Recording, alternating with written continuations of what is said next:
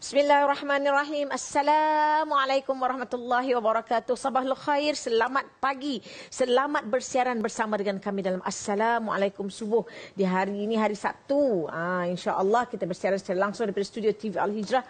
Dan juga cuti sekolah. Semoga kita memanfaatkan cuti sekolah dengan yang sebaiknya insyaAllah. Semalam pun jalan raya dah sesak dah semua orang berpusu-pusu keluar daripada ibu kota untuk memanfaatkan cuti bersama insyaAllah. Kita doakan dipermudahkan urusan semua, dipermudahkan perjalanan dan insya-Allah semoga niat kita untuk bersama dengan keluarga diredai Allah Subhanahu Wa Taala. Dan kepada anda yang bersama dengan kami ni subuh-subuh, orang kata apa, subuh-subuh buta ke kan? Dah alhamdulillah, insya-Allah semoga ini akan mencelikkan kita insya-Allah untuk apa? Untuk mendapat redha Allah, untuk mencapai syurga Allah. Dan pastinya bukan kita saja yang nak capai syurga Allah insya-Allah, tapi kita nak ajak anak, isteri, suami. Lepas kita solat jemaah tadi, barangkali ada yang baru balik pada masjid dan surau sebagainya, kita buka kejut solat dan jom kita duduk. Kita akan bersama dengan hari ini, kita akan bersama dengan Al-Fadhil Ustaz Hanafiah Abdul Malik di studio bersama kita pagi-pagi lagi. Assalamualaikum Ustaz. Waalaikumsalam warahmatullahi wabarakatuh. Okey, tadi Ustaz kita nak cerita berkenaan dengan sedekah subuh menjemput rezeki. Betul. Ustaz ni pagi-pagi lagi dah dengan kita. Kenapa waktu subuh yang kita nak cerita berkenaan sedekah subuh? Waktu lain tak boleh sedekah ke? Boleh. Silakan. Alhamdulillah. Alhamdulillah wa bihi nasta'in, asyhadu an la ilaha illallah wa asyhadu anna sayyidana Muhammadan abduhu wa rasuluh. Wa nusalli wa nusallim hazal nabil karim sayyidil mursalin wa ala alihi wa sahbihi ajma'in, amma ba'du.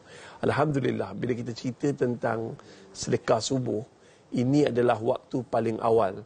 Bila waktu paling awal ini, bila kita melakukan dengan sedekah, itu adalah amalan yang paling awal diminta oleh orang yang dah jadi jenazah.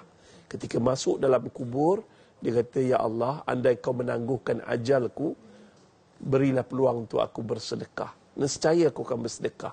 Kenapa sedekah? Sedekah adalah raja segala amalan. Raja segala ibadah adalah solat, tetapi raja segala amalan adalah sedekah. Kerana apa? Bila kita sebut amalan, bila mati anak Adam, terputus segala amal. Kecuali 3.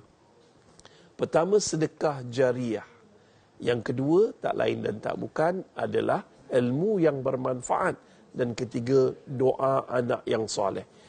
Kenapa doa anak yang soleh yang terakhir? Sebab bukan semua orang ada anak. Yang kenapa yang kedua adalah ilmu yang bermanfaat? Kerana ilmu yang bermanfaat ni bukan semua orang pandai yang ada ilmu dan mengajar pada yang lain. Tetapi sedekah ni semua mampu. Walaupun seringannya senyuman dan yang lebihnya melakukan kebaikan. Dan kita kena ingat, waktu subuh ni ada malaikat yang mendoakan kebaikan kepada mereka yang bersedekah. Contoh, pagi-pagi bangun. Saya selalu dalam grup motivasi saya pagi-pagi, kita akan bagi formula 4S. When you wake up in the morning, bila kita bangun je waktu pagi, kita first thing kena sebut Alhamdulillah. The power when you say Alhamdulillah, jiwamu akan jadi lapang, hatimu akan jadi tenang. Tenang, lapang je. Dan lain syakartum la azindannakum. Siapa syukur, Allah tambah nikmat. S yang kedua, solat subuh jemaah. Siapa solat subuh jemaah? Umpama mendirikan ibadah sepanjang malam. S yang ketiga adalah sedekah. Sedekah ni Masya Allah, dalam perjalanan pergi masjid, sedekah dalam tabung masjid. Ataupun pagi-pagi kita buat tabung kat rumah, sedekah dalam tabung tu. Dan ada juga cara dia online. Online buat macam mana? Nampak kat screenshot kita ni. Dekat skrin kita ni, screenshot ataupun tangkap gambar. Tangkap gambar kat situ ada Yayasan Ikhlas. Yayasan Ikhlas ni banyak buat madrasah, banyak buat surau untuk membantu orang-orang yang susah, terutamanya di pedalaman Sabah dan juga di Sarawak. Di Sarawak kita ada buat sekolah agama dan surau untuk apa? Untuk di Rantau Panjang, yang di Kampung Sosodan, di Ranau Sabah. Tuan-tuan dan perempuan, muslimin dan muslimat, bila ni kita sedekah, bila nampak skrin ni kita kena cepat sedekah.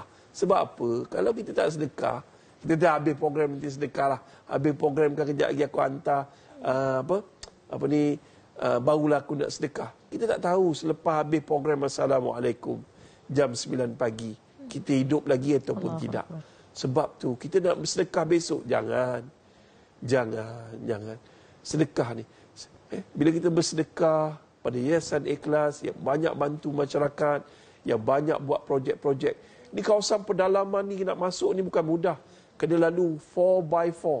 Dan nak lalu kawasan ni bukan mudah lah. Di sini ramai pelajar-pelajar yang belajar. Tetapi nak belajar agama. Tapi disebabkan jaraknya terlalu jauh. Dan kemudiannya apa dia?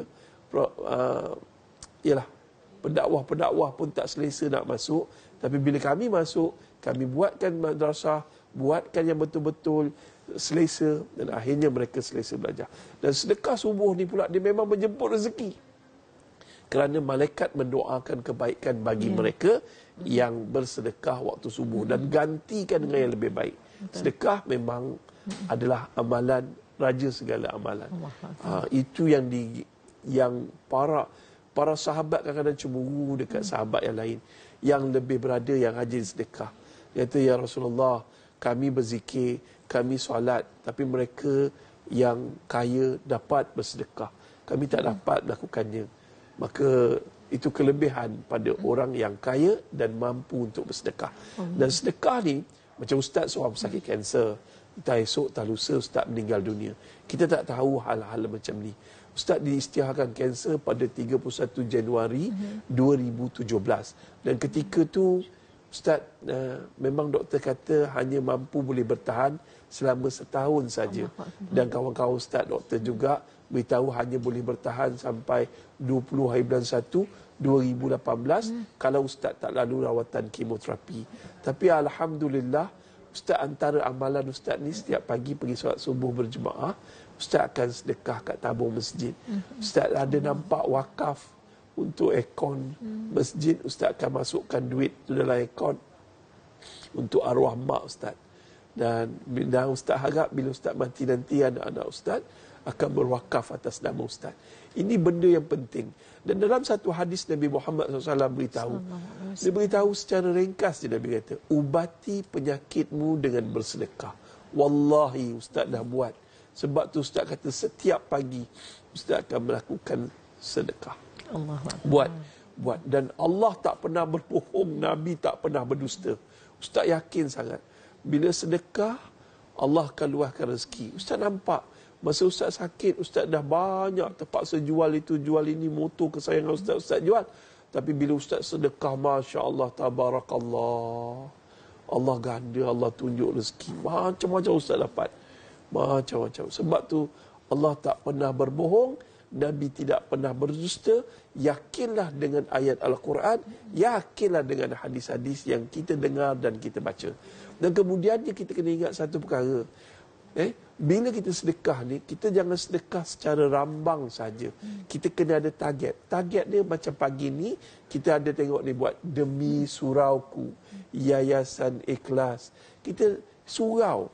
Dalam hadis Nabi Muhammad SAW pula, barang sesiapa yang membina rumahku,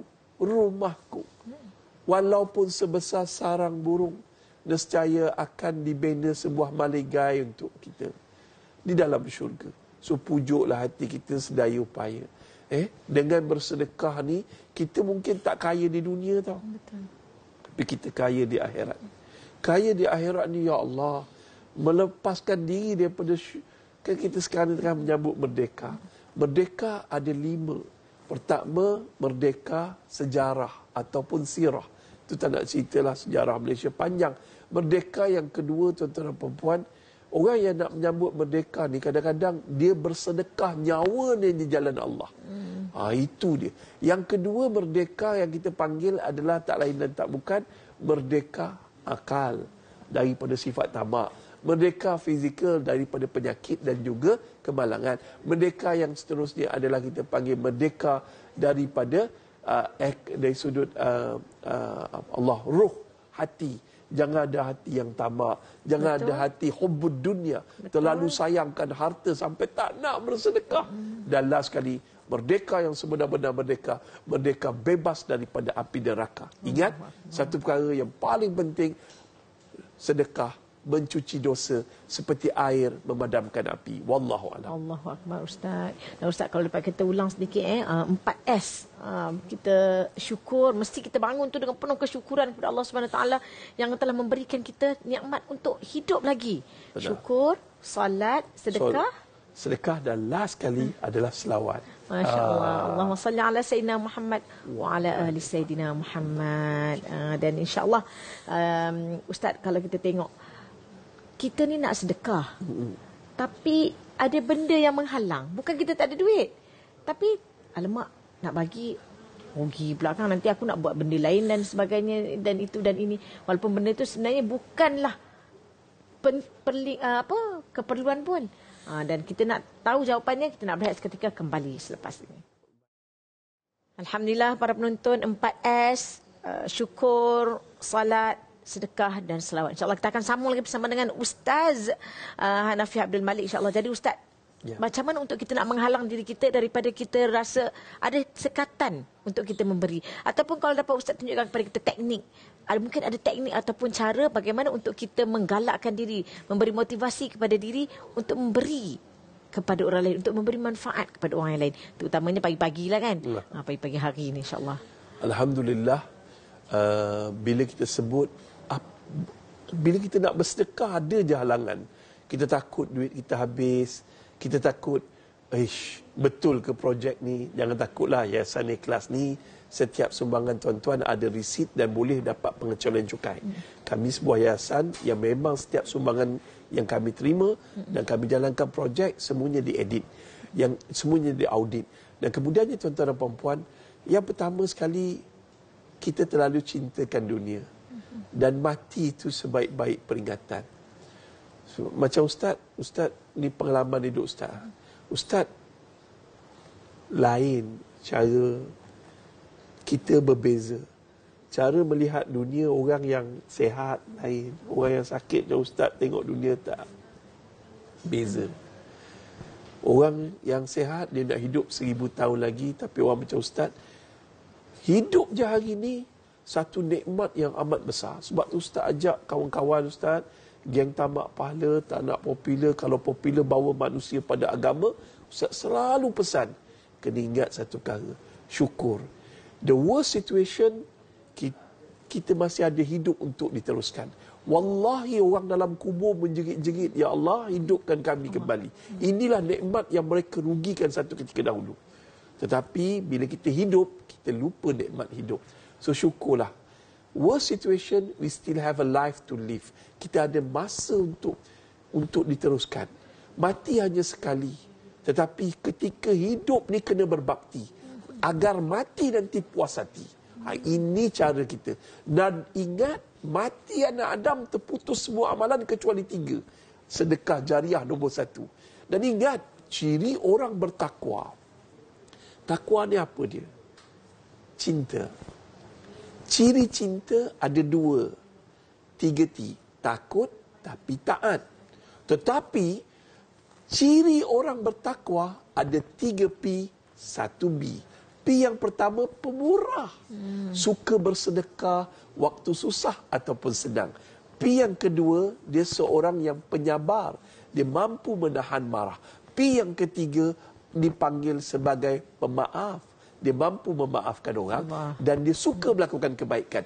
Ayuh, jom pagi ni bersama Yayasan Ikhlas untuk menyertai projek Demi Surauku. Nombor akaun dah tertera. Jom kita lakukan kebaikan. Kenapa bila ulama tafsir surah Ali Imran ayat 134 ini, ciri orang bertakwa ini kenapa pemurah nombor 1? Punya orang pemurah ni, dia senantiasa syukur, dia hidup lagi hari ini, dan dia telah memiliki sifat Allah Ar-Rahman, Maha Pemurah. Allah suka orang yang suka share, orang suka kongsi rezeki, orang suka buat rumah Allah. Allah sayang. Ini projek Demi Surauku Yayasan Ikhlas ni tuan-tuan. Kita nakkan dana sebab banyak yang boleh untuk membantu kita membina rumah Allah. Itu satu. Yang nombor 2, halangan kita kalau kita hubbud dunia, terlalu cintakan dunia, kita takut, kalau aku bagi ni, habis. Kalau aku bagi habis, aku pun banyak hutang. Ada ramai tanya, Ustaz, mana lebih utama? Bayar hutang ke bersedekah? Bayar hutang wajib. Sedekah ni sunat. Ya Allah. Jawapannya, bersedekahlah. Tapi jangan melampaui batas. Kita sedekah, lepas tu insya-Allah Allah akan murahkan rezeki kita dan memudahkan kita melansaikan hutang piutang kita. Wallahu a'lam. Ustaz, kalau dapat Ustaz bawakan kepada kita kan, para penonton sebagai motivasi, kisah-kisah orang yang bersedekah ni, insya-Allah ada kesan dia kalau tak lambat. Kalau tak dekat, lambat. Tapi insya-Allah dia boleh nampak dah. Dan benda itu barangkali memberi motivasi kepada orang yang bersedekah itu. Dan kita ni yang sedang menonton pagi-pagi ni, insya-Allah. Dan antara kita nak masukkan dalam list kita pagi ni, inilah Demi Surauku ini. Okey. Dia ada satu kisah. Kisah ni memang pada saya luar biasa lah. Ini kisah pengalaman hidup saya. Ibu saya telefon. Dia nak RM300.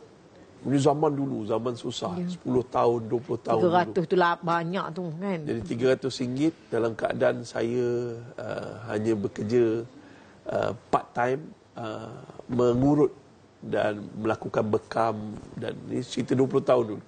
Dan apa berlaku, saya hanya ada RM250. Saya kata, tak apa mak, nanti abang transfer, abang back in kan. Kemudiannya saya pinjam kawan saya RM50. Saya masukkan dalam akaun mak saya RM300. Saya hanya ada tinggal berapa ringgit je dalam akaun. Dan kemudiannya demi mak saya, ya Allah, aku sedekah ni pahala ni apa semua. Saya yakin Allah tak pernah berbohong, Nabi tak pernah berdusta. Saya pegang betul dengan kelebihan sedekah. Nak pula pada mak. Saya pun pergilah mengurut. Pergi mengurut orang kaya tajana. Lepas tu saya balik pagi-pagi besok lepas subuh, orang kaya ni telefon. Apa yang awak dah buat kat saya? Awak ni datang rumah saya sekarang juga. Saya pun pergi. Bila pergi, Masya Allah, tuan-tuan. Dia kata batu karang dia, yang saya urut, buat refleksologi, bekam apa semua ni, batu karang dia keluar. Padahal dah 5 kali rawatan, laser apa semua tak baik-baik. Tapi dengan izin Allah keluar. Berkat sedekah pada mak. Masya Allah. Itu saya merayu pada orang ramai. Saya cerita sikit. Lepas tu dibagi satu sampul surat. Dalam sampul surat tu, saya buka RM3,000. Allahu Akbar. Tanda dia puas hati pada saya. Sebab tu saya yakin Allah tidak pernah berbohong. Nabi tidak pernah berdusta. Hari ini, siapa yang mak dia dah meninggal dunia, ayah dia dah meninggal dunia, jom bersama Yayasan Ikhlas, kita buatlah wakaf atas nama ibu pagi ini. Wakaf adalah sebaik-baik sedekah, terutamanya pada ibu dan ayah yang telah meninggal dunia. Kalau ibu dan ayah masih hidup lagi pun, kita boleh wakaf atas nama ibu dan ayah untuk demi projek Demi Surauku Yayasan Ikhlas ini. Wallahu a'lam. Allahu Akbar. Ustaz, bila cerita berkenaan dengan Demi Surauku ini adalah antara projek daripada Yayasan Ikhlas. Dan Yayasan Ikhlas ini merupakan salah satu NGO yang aktif dalam memberi kepada masyarakat.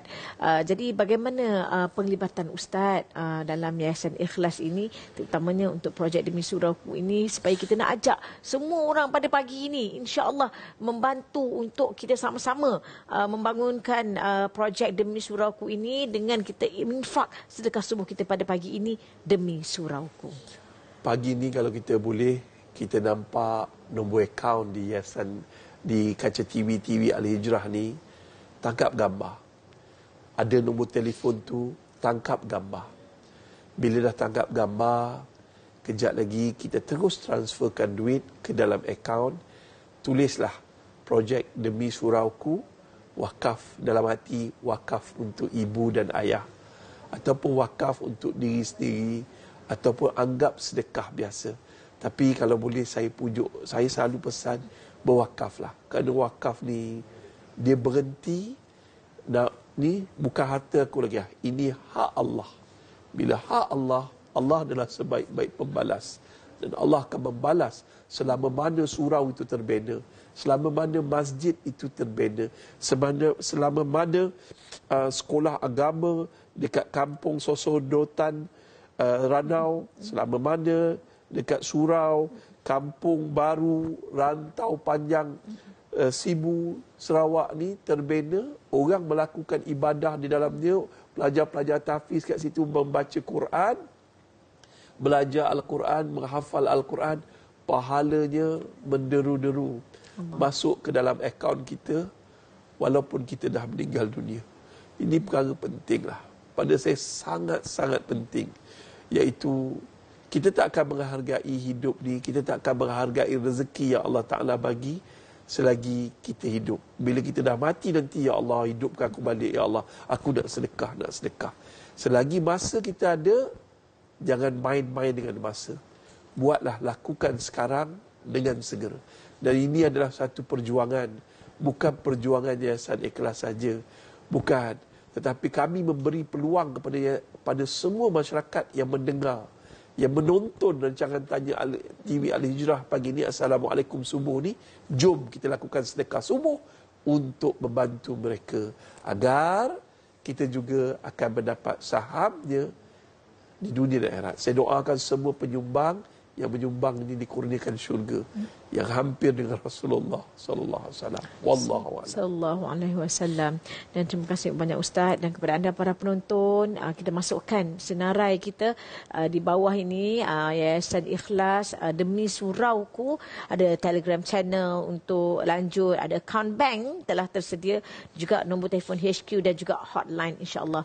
Jadi Ustaz, kita doakan yang terbaik untuk Ustaz dan juga Yayasan Ikhlas, dan kepada semua, insya-Allah Ustaz, kita war-warkan sekali lagi untuk mereka betul-betul kali ini memang pasakkan, jangan tunggu lagi. Inilah masanya untuk kita menyumbang demi surauku. Dan paling penting, ya Allah, Allah bukakan kepada kita semua untuk infak. Infak ni bukan pada hari ini je, bukan pagi ini je, tetapi sentiasalah ada rasa untuk memberi, walau apa jua yang kita ada, walaupun hanya dengan senyuman.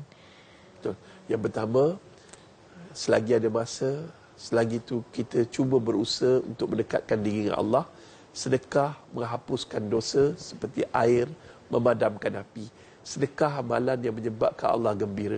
Jom gembirakan Allah dengan bersedekah waktu subuh ini. Mudah-mudahan sedekah tuan-tuan menyebabkan Allah gembira dan Allah pilih kita masuk syurga. Wallahu a'lam. InsyaAllah. Amin amin ya rabbal alamin. Terima kasih banyak Ustaz. Jazakallah khairan kepada Ustaz Hanafiah Abdul Malik.